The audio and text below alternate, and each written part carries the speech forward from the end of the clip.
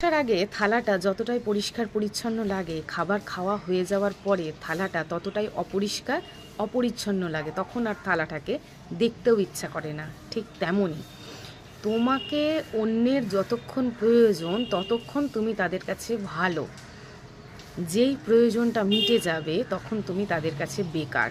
কিন্তু আশ্চর্যের বিষয় হচ্ছে ওই থালা ভর্তি খাবারটা কিন্তু কোনো না কোনো মানুষের পেট ভরিয়েছে। ঠিক তেমনই তুমিও কিন্তু কোনো না কোনো মানুষের প্রয়োজনে কাজে লেগেছো। আজ তোমার প্রয়োজনটা মিটে গেছে বলে মানুষটা তোমাকে আর পাত্তা দিচ্ছে না, গুরুত্ব দিচ্ছে না, দূরে ছুঁড়ে ফেলে দিচ্ছে, ঠেলে দিচ্ছে, গুরুত্ব নেই তোমার আর তার কাছে। কিন্তু একদিন না একদিন তুমি কিন্তু তার প্রয়োজনে লেগেছিলে। আসলে ব্যাপারটা কি বলো তো, যখন আমরা কারুর প্রয়োজনে আসি বা কারুর দরকারে আসি, তখন আমাদের 100টা ভুল সে ক্ষমা করে যায়। কিন্তু যেই তাদের কাছে আমাদের প্রয়োজনটা বা দরকারটা মিটে যায়, তখন আমাদের একটা ছোট্ট ভুল, যেটা ভুল বলে মনেই হয় না, সেই ভুলটাও তাদের কাছে মারাত্মক বড় অপরাধ হয়ে যায়।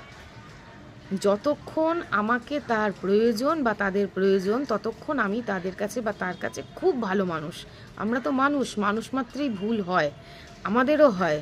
কিন্তু যতক্ষণ তার বা তাদের আমাকে প্রয়োজন, ততক্ষণ আমার সমস্ত ভুল তারা মাফ করে দেবে।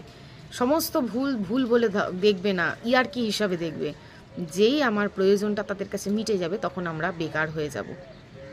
থালাভর্তি খাবারটা কিন্তু অপরিষ্কার আর অপরিচ্ছন্ন হয়ে যাওয়ার আগে সেই প্লেটটা কিন্তু অন্যের পেটটা ভরিয়েছে। ঠিক তেমনই তুমিও কিন্তু বেকার নও। একদিন না একদিন তুমিও কিন্তু অন্য কারুর কাজে লেগেছো। আজ তোমাকে তাদের প্রয়োজন নেই বলে তুমি তাদের কাছে বেকার। ওই সব মানুষরা তোমাকে দাম দেবে না, তোমাকে দাম দেবে তোমার কর্ম।